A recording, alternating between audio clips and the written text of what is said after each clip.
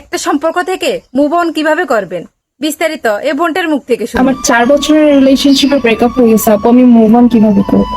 আপনি কিভাবে move on করছেন? আপনি যদি মুভ অন করতে চান সত্যি, তাহলে এগুলো আপনার করতেই হবে।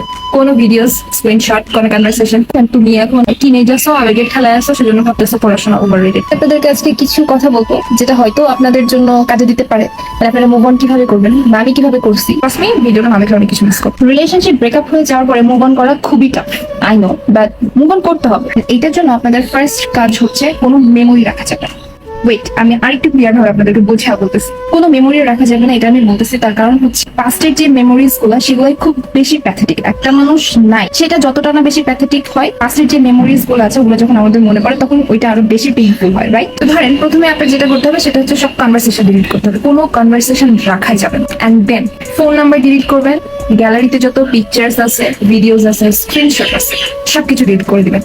কোনো ভিডিওস, স্ক্রিনশট, কোনো কনভারসেশন, কোনো কিছু রাখবেন না। অনেকে আছে ব্লক করা পছন্দ করে, আবার অনেকে আছে ব্লক করা পছন্দ করে না। যারা ব্লক করা পছন্দ করে না, প্রোফাইল যেটা আছে সেটা হাইড করে রাখবেন, যেন সে অ্যাক্টিভ আছে সেটা যেন আপনি দেখতে না পান। ফ্রেন্ড লিস্টে রাখার আসলে কোনো দরকার নাই। যে মানুষটা নাই লাইফে, মানে একসময় সম্পর্ক ছিল এখন নাই, ওই মানুষকে ফ্রেন্ড লিস্টে রাখার কোনো দরকার নাই। যদি তাও মনে করেন যে না আমি ফ্রেন্ড লিস্টে রাখবো, স্যাভেজ দিব, আমি আমার সাকসেস যেটা হবে ইন ফিউচার সেটা আমি তাকে দেখাবো, এর যদি কিছু ইন্টেনশন থাকে, আসলে সে এমনিতেও দেখতে পাবে যদি আপনি সাকসেস হন ইন ফিউচার। তো আমার মনে হয় না যে ফ্রেন্ড লিস্টে রাখা খুব একটা দরকার আছে। ব্লক করে দেন, চোখের সামনে রাখবেন না, কোনো কিছু রাখবেন না। এমনকি ধরেন অনেকের আছে বয়ফ্রেন্ড গার্লফ্রেন্ডের বেস্ট ফ্রেন্ডরা আমাদের ফ্রেন্ড লিস্টে থাকে, তো করবেন কি ওদেরকে ব্লক করে দিবেন, ওদেরকে রাখার কোনো দরকার নেই। কারণ দেখা যাচ্ছে সেই সকল বন্ধু বান্ধব করবে কি মাঝে মধ্যে টেক্সট দিয়ে খোঁজ নিতে চাইবে যে কি ব্যাপার, রিলেশনশিপে প্যাচ আপ হয়েছে।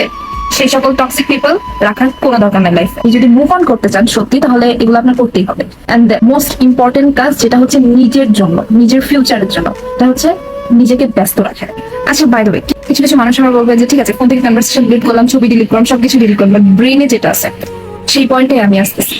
এখন ব্রেনকে তো বিজি রাখতে হবে, না হলে আপনি ভুলবেন কিভাবে? এখন নিজেকে বিজি রাখার জন্য আপনি কি কি করতে পারেন? প্রথম যেটা কাজ আপনি করবেন সেটা হচ্ছে নিজেকে বিজি রাখার জন্য স্টাডিতে ফোকাস করতে হবে। এখন অনেকে বলে আপু পড়াশোনা তো ভালো লাগে না, আজকালকার যুগে পড়াশোনা করে কি হয়, পড়াশোনা তো ওভাররেটেড। ট্রাস্ট মি গাইস, পড়াশোনা ওভাররেটেড না।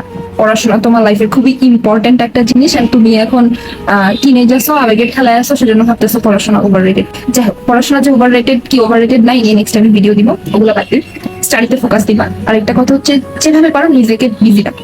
এখন নিজেকে বিজি রাখার জন্য তুমি যে কোনো ধরনের কাজ করতে পারো, লাইক তুমি বিজনেস স্টার্ট করতে পারো, এটা তোমার ফিউচারকে ব্রাইট করবে। নেক্সট তুমি যদি আর্টে ভালো হয়ে থাকো, তুমি আর্ট করতে পারো। অনেকে আছে ক্রাফটিং খুব ভালো করে। দেখো তুমি নিজে হাতে যতক্ষণ না কাজ করবো ততক্ষণ বুঝতে পারবা না যে আসলে তোমার হাত কিসের ভালো, তোমার ভিতরে কিছু হিডেন ট্যালেন্ট আছে। ক্রাফটিং এর কাজ যে আমি এত ভালো পারি এটা কিন্তু আমি আগে জানতাম না। পরে আমি যে খুব সুন্দর করে পেইন্ট করতে পারি এটা কিন্তু আমি আগে জানতাম না। বাট আমি যখন নিজেকে ব্যস্ত রাখার জন্য এগুলা কাজে হাত দিছি, ইউটিউবে অনেক টিউটোরিয়াল আছে, সেগুলো দেখে দেখে ট্রাই করছি, তখন দেখছি যে না আমিও তো পারি। এইগুলা করে নিজেকে ব্যস্ত রাখ। আর আরেকটা ব্যাপার হচ্ছে কখনো একা থাকা যাবে না। অনেকে মনে করে যে হ্যাঁ রুমের ভিতরে লাইট অফ করে, অন্ধকার করে, কানে দুটো হেডফোন দিয়ে, মোবাইলে স্যাড মিউজিক রেখে ছেড়ে দিয়ে ঘুমাইলে মনে হয় একদম খুব বইটালে নিজের খুব অনেক বেশি দেবদাস মনে করে, দেবদাস বানায় ফেলো তোমরা। এটা করা যাবে না। লাইফে অনেক বেশি পজিটিভ ফ্রেন্ড রাখতে হবে যাদের সাথে তুমি অনেক চিল করতে পারবা। নেগেটিভ কোনো কিছু রাখা যাবে না আশেপাশে। পজিটিভ ফ্রেন্ড রাখতে হবে, ঘুরবা ফিরবা, আড্ডা দিবা, চিল করবা। আর মোস্ট ইম্পর্টেন্ট জিনিস যেটা আমি ফার্স্টেই বলতে ভুলে গেছি সেটা হচ্ছে ফোনে কোনো ধরনের স্যাড মিউজিক রাখা যাবে না। তুমি ফোনে ছেঁকা খাওয়া গান রাখবাই না, মানে ছেঁকা খাওয়া গান শুনছো তো তুমি শেষ। তোমার চোখ থেকে তুমি চাচ্ছ না পানি বের করবা, কিন্তু দেখবো যে কিছু কিছু লিরিক্স আছে না, সেই লিরিক্স গুলা যখন আমাদের দিলে যায় আঘাত করে তখন দেখবা চোখ দিয়ে এমনি পানি পড়তে শুরু করে। দরকার নাই ওই ধরনের গান ফোনে রাখার কোনো দরকার নাই।